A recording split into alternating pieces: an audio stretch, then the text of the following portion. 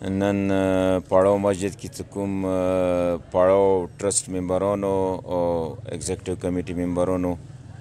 د عزادارۍ او د عزادارۍ مقصد په حواله کوم پروګرام شو، ډیر بهترین پروګرام شو او د کې اخلاق غو ساجد غو ځوانانو ته د عزادارۍ نه د هغه مقاصد بیان کړل چې دا د ځوانانو یوه بیداري ده او انشاءالله داسې پروګرامونه به دا ټرست آینده یا کوي او مخته بیا مو روان دوان وي انشاءالله ډېر بهترین پروګرام شو انشاءالله مخته به داسې پروګرامونه مو قیم و دایم لرو. شروع ده اعوذ بالله من الشیطان الرجیم بسم الله الرحمن الرحیم. فرست اف آل ټول څوڅوره ګروپ ممبران دي هغوی ته سلامونه او دا زه مبارکي ورکوم. زموږ یو داسې وړوکی غوندې ډېر شارټ ټایم کې یو پروګرام ارینج کړو چې هغې سره موږ سره د اخلاق هغه سپیشل تعاون و. هغه سره سجید هغه راغو یو ینګ وړکی و چې هغه ډېره غوټه ذمه اخیستې دی د امام حسین علیه السلام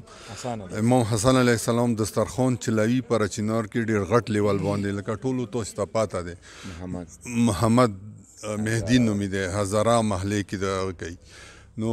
انداسې به انشاءالله مو دا پروګرام مخته بیایو او دا څوره مو سره ینګ کسان وړکي و ډېر ښه مو خلکو اپریشیټ کو ډېر زیات. نو انشاءالله یو دین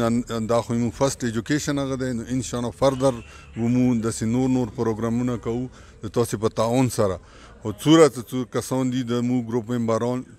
لکه تاسې بل دا پروګرام لا یا والدو آینده لکه ما ته اخلاق غوله څه په کار تاسې میاشتې کې یو نیم داسې پروګرام وړوکی غوندې کې کوئ نو تاسې په تعاون سره به انشاءالله دا بالکل جاري وي. بسم الله الرحمن الرحیم. د مو ایگزیکټیو کمیټي درې کسان دي، حاجي ممتاز،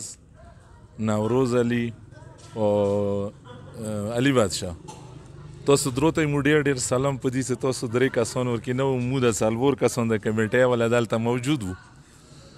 پروګرام په باره کې تاسو سمو مخکې مو سره ښه دوې ورځې کېږي چې مو دا پروګرام تاسو سره مو سره شیر کړی اوس یو سیمینار به مو ارینج کوو او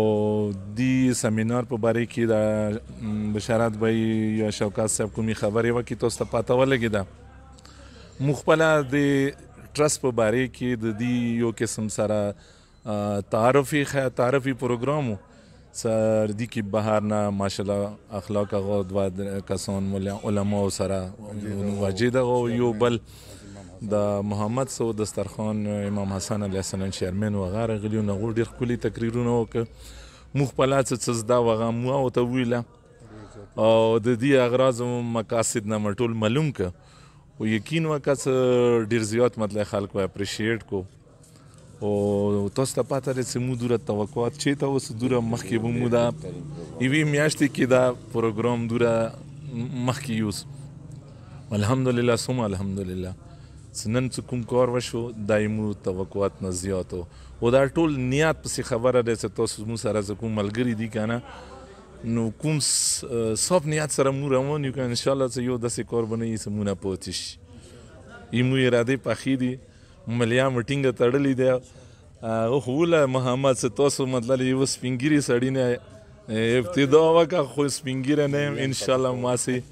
ینګ یو مو سره ینګ کسان ته وګوره که نه اخواته ویلاړ دی دا به دا یو ینګ ملګری دا به داسې خبرې وکړي. ډېر ډېر سلامونه دي دعاونو کې مو تاسو یاد ساتو مو به تاسو یاد ساتو.